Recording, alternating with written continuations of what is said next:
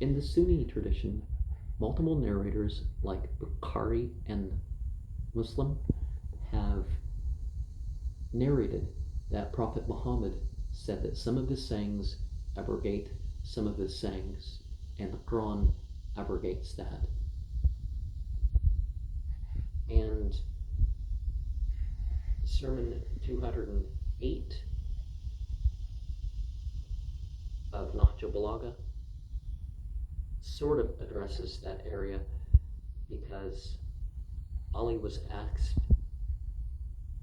about people making up traditions about Prophet Muhammad, and how some of what is attributed to Muhammad seems to contradict some other things. Now, we can explain some of that very easily in terms of once Muhammad knew what the Quran had to say on something, it was the final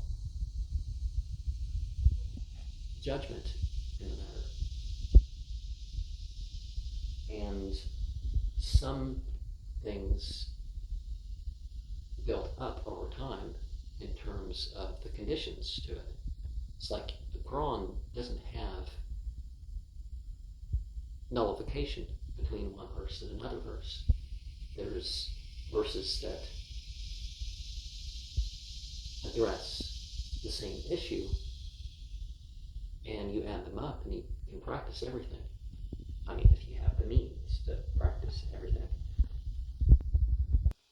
And already in the fourth caliphate, there was a mix of good and true. And of course, Muhammad reminded people that a way to hellfire is to attribute falsehood to him. And hypocrites will want to be seen in their faith. Like the people who like to list out the good deeds they did in the past, not for a lesson, but so that people have this sense of them being a good person.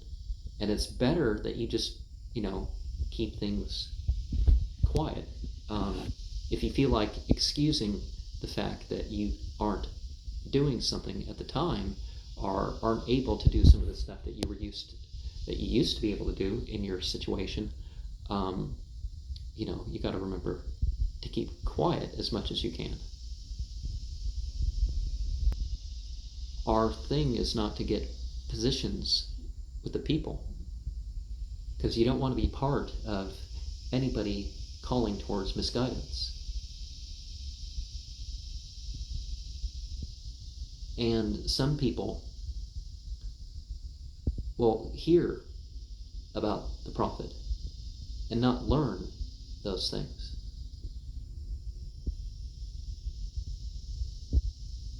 And some people aren't lying willingly. Some people, they don't quite learn something, but they relate of things. So don't assume that you know something. And another sort of person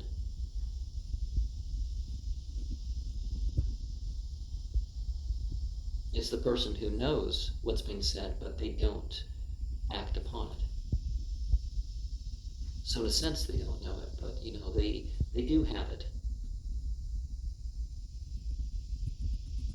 And then there are those who learn a tradition but don't know where it is in the chain of action, that what was done afterwards. Like the people who try to tell you that certain animals that the Quran does not forbid, one ultimately from eating or something, are forbidden because, like in the middle of a battle, Muhammad told people, break your pots, throw out this food, and get back to the battle, because they weren't. But you don't have to do that with alcohol. You don't have to do that with swine or carrion or something. But so people invent some things upon themselves, because they're looking at one little fragment or something. That's why you should turn the Quran before you turn to other things, or read the whole chapter. And another type of person is somebody, they don't speak what is untrue. And they learn about the context, they learn about this other stuff, and they relate to things. And sometimes Muhammad said things repeatedly, sometimes he said things once. Sometimes some of that stuff was of a particular context or something. So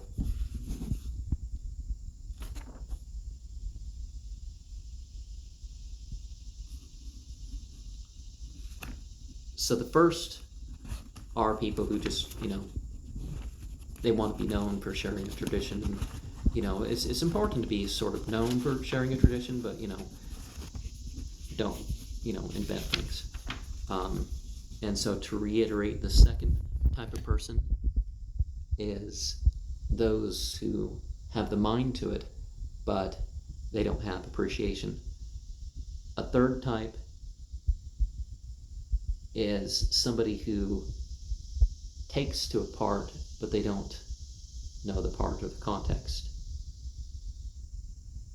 And then there's those who learn, they know the context, they practice, they share, what one's supposed to be on. Now, saying 460 reminds us that being spoken of well can be part of the reason why somebody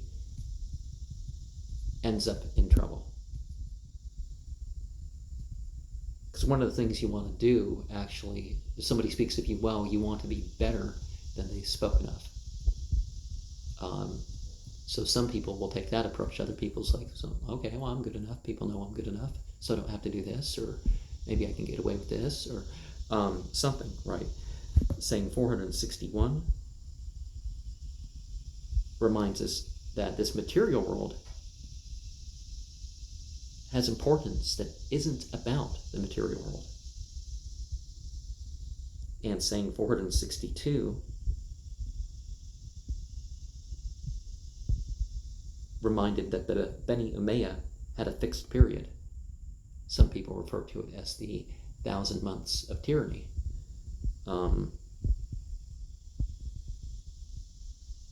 But the problems that had arisen from the start were eventually going to